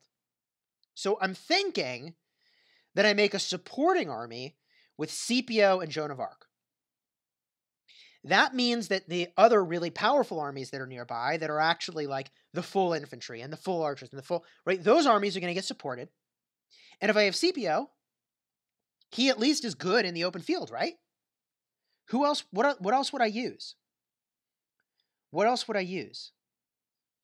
All of my top legendaries are already accounted for. These other guys are not, they're not good enough yet. Right? It's not any of those. I could use Boudica. I could use Boudica. I could use Boudica Joan. But the thing about Boudica is that her talents kind of suck. Like, she's got all these talent points that are irrelevant. They're not relevant. And I'm not changing her talents until she hits level 60. So I don't think it's Boudica. I don't think it's Sun Tzu, because he's only level 36. I can't have as big an army. Okay, hold on. Okay, what do you think about this? Scipio and Joan. You tell me, chat. Scipio and Joan, or Scipio and Sun Tzu. Scipio and Sun Tzu is a pretty good combo, yeah. That's a pretty dope combo. I do like Joan of Arc, though. A lot. Scipio Herman? Nah, if I was bringing full archers, I'd say yes. Scipio Joan, Scipio Sun Tzu, Scipio Joan, Scipio Sun... Wow, chat is mixed. Chat does not know what to think. Well, you know what to think, but you have mixed opinions. This is good. I think I'm going to go with Joan. I think I got to go with Joan. Someone's got to help other people. Now, given that we think that's my best epic pairing, I think I need to max Scipio. Right? Hey, Damon. What's going on, my friend? Thank you again so much for sending me that message on Discord, letting me know when your Ark of Osiris was going to be. I didn't really have a lot of time to organize because I was traveling all last week for work. And literally, I was traveling for over 12 hours straight yesterday. I think over 15 total, honestly. It was insane. So, ooh, Kevin has an interesting point. Oh, I actually really like Joan now. So Kevin says Joan can't farm on the battlefield, but I'm pretty sure gathering speed helps, right? So what I might do with my Scipio Joan of Arc army after I finish a rally is park them in a caravan. That's an interesting idea. All right. I'm in. And I think I like Scipio over Boudica. So I'm in. So let's max him. Let's do it. Oh, before we do it, I'm pretty sure we got a few gold keys. Oh man, I didn't even pay attention to my rally. How'd it do? Cool. Oh, that's Fleisch's rally. Oh, there's our rally. Haha. Don't try this at home, kids. I really should have been watching to see, like, if my rally was going to make it. Ay, ay, ay. Ay, ay, ay. That was so bad. That was so bad. Where's Scipio? Boom. Boom. All right. Go have fun, party people. I really should be farming resources, too. So this is the loop I make when I'm farming resources. I don't have time to find non-gold resources. I'm just going to farm the gold. Farming the gold's really good for the Alliance. Even though I already have gold, it's going to help us get Alliance tech, which is a really big deal. I mean, you saw our Alliance tech earlier in the stream. Alliance tech is the dream, my friends. Alliance tech is the dream. Why do I say Alliance tech is the dream? Let me just show you something that blows my mind. 10% extra attack to cavalry. Cheers to that. Okay. Let's go spend some gold keys. Silver key first. Best starting civilization? Question from Zaheen. In my opinion, you really want Boudica. Go with Britain. Then swap civilizations. All right, we got some dazzling starlights. We got Tamo. I mean, we already had Tamo, so whatever. And more brand new starlights, whatever. That's cool. That's cool. Is there a T5 rally going on right now? There's one. Let's set another one. Rally up, boys and girls. Rally up. There's a 4. There's a 4. Where's a 5? I'm looking on Alliance territory first because Territory Guardian is very, very powerful. That said, oh, that's on our friends' territory. I don't feel cool about rallying theirs. I should be fine, but like, I don't know. Maybe they want to rally it. Plus, there's 2 on our territory. Did Fleisch just start a rally? I'm too slow. Let's just join his. Too slow. Okay. Strongest civilization? Oh man, we'll answer that question in a minute. I promised you some CPO love. Let's show some love to CPO. Here we go. 14 sculptures confirmed, and boom. 40 sculptures, confirm, boom. 40 more sculptures, confirm, boom. All right, 90 more sculptures going into this. God, that's so many sculptures. That's so many sculptures. 40 sculptures, boom. And 50 sculptures, boom. Fully expertise CPO, baby. Remember to tap the expertise skill to actually unlock it. There we go. There we go. I mean, that's kind of a big deal. That's kind of a big deal. Now, chat, I need your help. I need your help.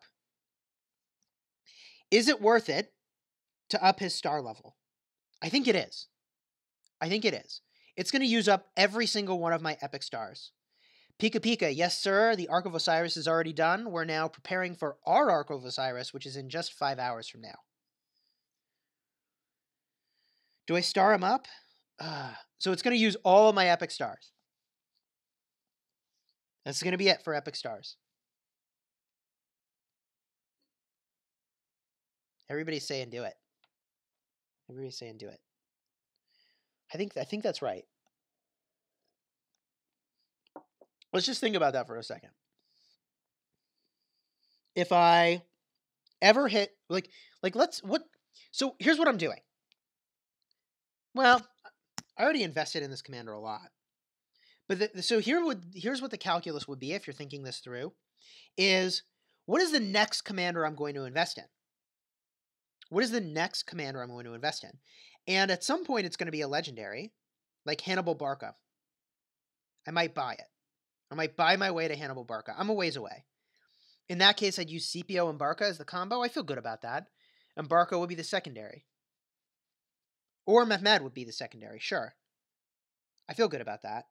So, all right. I'm convinced. So the max value you can get from these special stars, and I've got a video that covers this in detail with like the full math, is use 5 regular stars and then 1 special star. So it's going to take a while to use this approach. I'm going to try hitting develop twice and see what that does. It did something. Did it use up 2 of my special stars? Or 1? Now we're down to 9. Let's see if it goes down to 8. 1, 2. What is it developing with? It used 2. Okay, so there is a way to make it go fast. 1, 2, 3, 4. Cool. All right. Bada boom. Wow, those special stars really go a long way, don't they? We'll do 4 more of those. And 3 more of those.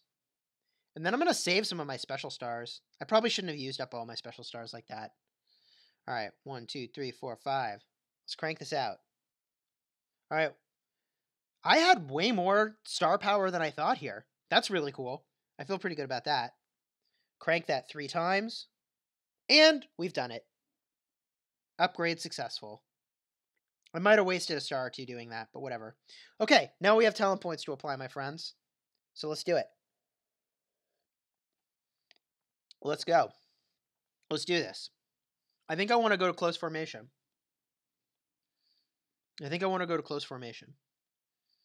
I'll say this. If my army gets below 50%, something has gone wrong. Something has gone really wrong. but I think that's what I want to do. I wish there was more march speed. If there was literally march speed anywhere that I could get, I would get it. I think... Is there march speed? Ugh. Am I doing this? Do I want to go to there? I don't think... Moment of Triumph is like such an anti-synergy with this commander. Like, he gets really good when he's low health. And this is when he's like high health. Like, I just don't think that all of this is worth the points for the march speed. But like, march speed is a big deal. So that would be 4, 7, 10, 15 points. Do I want to do that?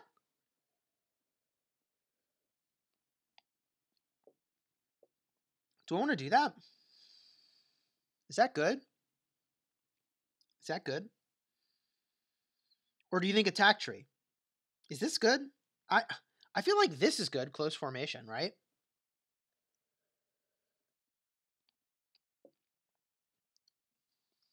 Max out attack tree. All right, everybody's saying no conquering tree. Not worth it for the 6% march speed. All right. Leadership. Yeah, but where am I going in the attack tree? Where am I going? Over here? Increase normal attack damage, but decreases active skill damage. That's actually really good. That's actually really good, isn't it? You know why I like that, right? Because we're bringing Joan of Arc. It really commits me to Joan of Arc, though. It really commits me to Joan of Arc. But that is really good with Joan of Arc, isn't it? She's all about doing normal damage. All right, friends, we're committed to the plan. We're committed to the plan. It reduces damage taken. That's on plan. I think we're going here. I did not expect this. I thought I was going up here. But, like, look at that. 0.5% for 1 point versus 2% for 1 point. That seems really good. Fight to the death. Where's fight to the death? Oh, there's fight to the death. Increase all damage dealt. Well, fight to the death is not nearly as good as martial mastery. Martial mastery is way better. Fight to the death is also interesting. Fight to the death is also pretty interesting. Increase all damage taken. Okay. You convinced me the attack tree is good to go to. And in particular, martial mastery is way better than what's going on over here. There's no march speed. And so let's go this way. 1, 2, 3. 1, 2, 3. 1, 1, 2, 3. Cool. I like that. Now where are we going? Where to? Where to? Fight to the death is kind of some anti-synergy when you're getting surrounded. There's no march speed here, right? No march speed. Where are we going? You guys tell me. Take them both in last stand. You think last stand is good? Is this good? They increase damage, but you can't use skill effects. I guess that could be good. I don't have enough talent points to get that, though. I definitely don't have enough talent points to get that.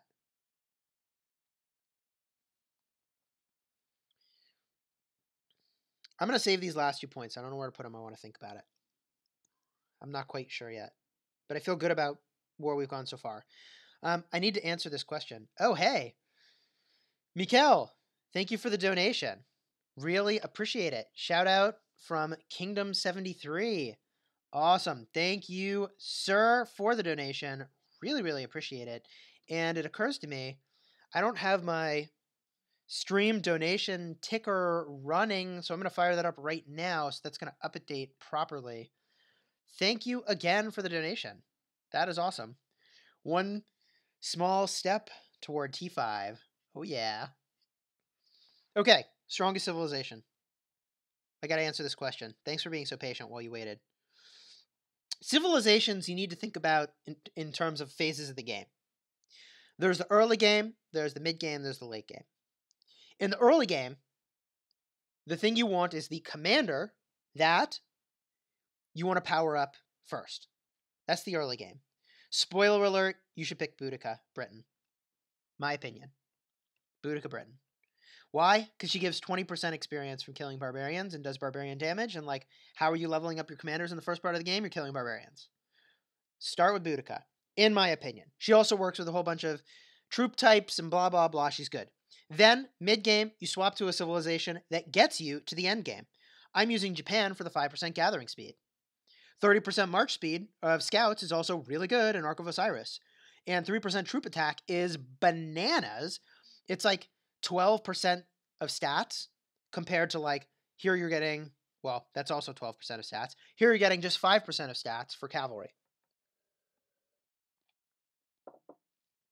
And, by the way, the special unit of samurai is really good. Now, for the end game, I really like the Ottoman Empire. March speed, active skill damage, boom. Big, big, big, big, big. I dislike the archer stuff, though. Another really good option will be Rome. March speed, infantry are really powerful. I like that a lot. Final option will be Arabia. If you're rallying objectives, Arabia is pretty darn strong. Pretty darn strong. Okay. We answered that question. Oh, pay to win's got a rally going. I missed it. All right. Let's send out another commander to gather and field some more questions. I wasn't expecting this to turn into a big Q&A, but like, man, you guys have all these awesome questions, and I want to make sure that I try to answer them. Bada boom. They go and gather. Okay. Who should I power up first, Scipio or Belisarius?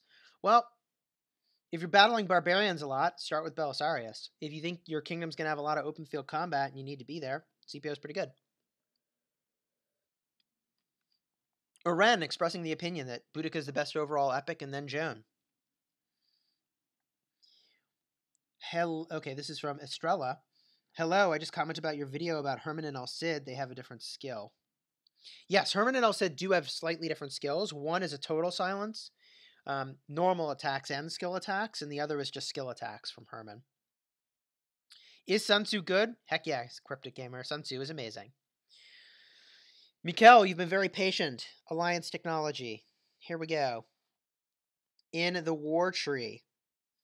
Mostly maxed out. Making our way toward the end stuff. In the Territory Tree. Mostly maxed out.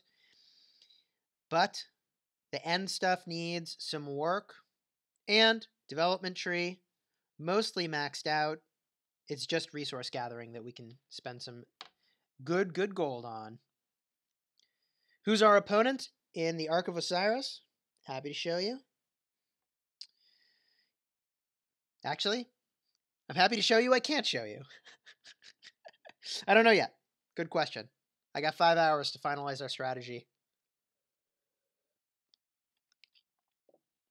Chisgule, do you think it is worth it to invest in Yi Seong-Ye? I think Yi Seong-Ye is great. Watch my video about Yi Seong-Ye in detail.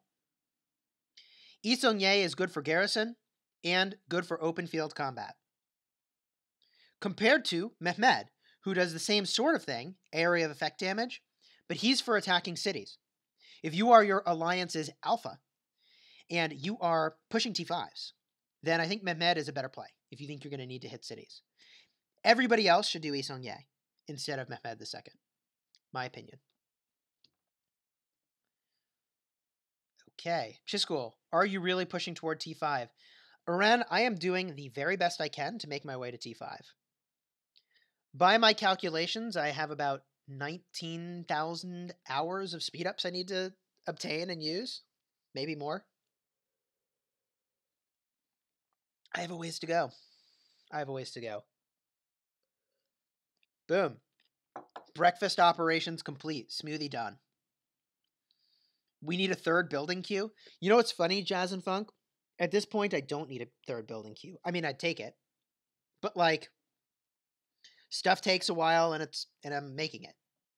My next big move is going to be to power up my military buildings. My military buildings are 23.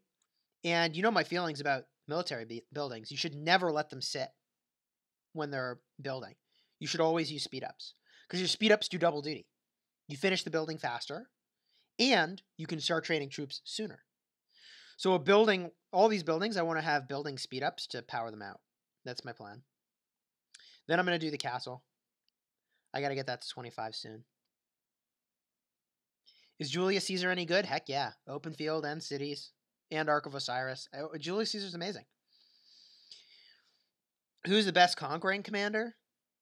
Well, for cities, it's Mehmed II. Easy choice. Easy choice. For other stuff, it might be Barca. In fact, I'd probably say it is Barca. Chisgule, which is better, Lohar or Boudica? Angelo, I would say that if you're doing packs of barbarians, it's definitely Lohar. Boudica's almost as good, though. And the reason I say this is that, like, look, you're going to get a lot of experience from Lohar. But Boudica is useful in all the other parts of the game.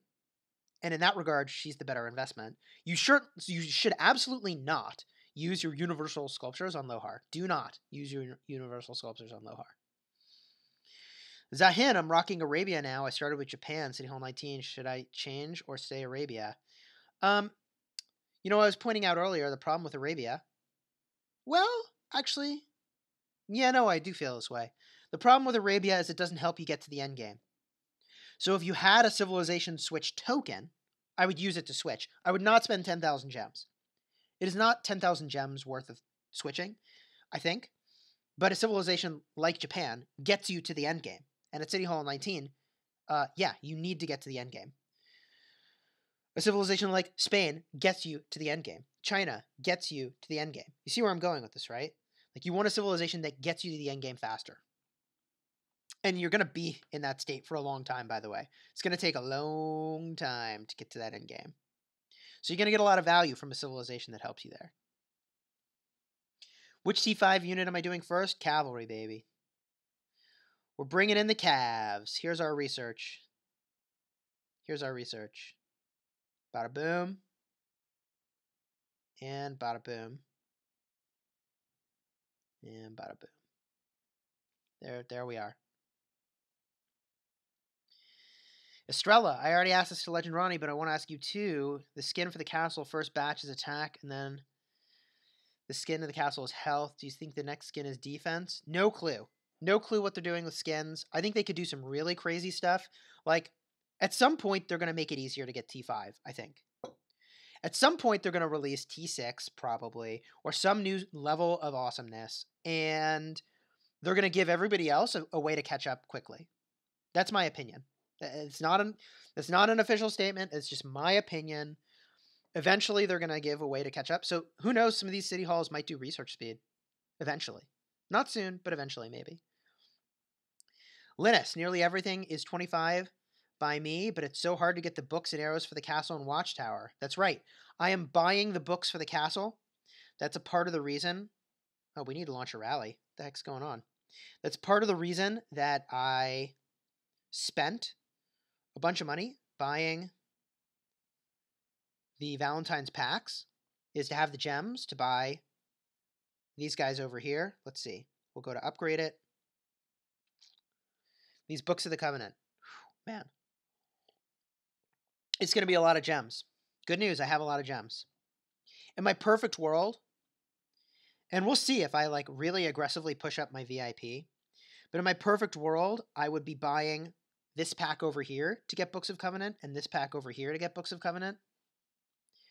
But the problem is that by the time my VIP level is high enough for those things, like the Books of Covenant are not going to matter to me anymore.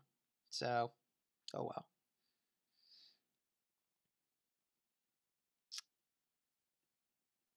The Gecko says Chisgule confirmed, official statement. I said one thing, Gecko says the opposite thing of what I said. Nice. Okay. Good commanders for gathering.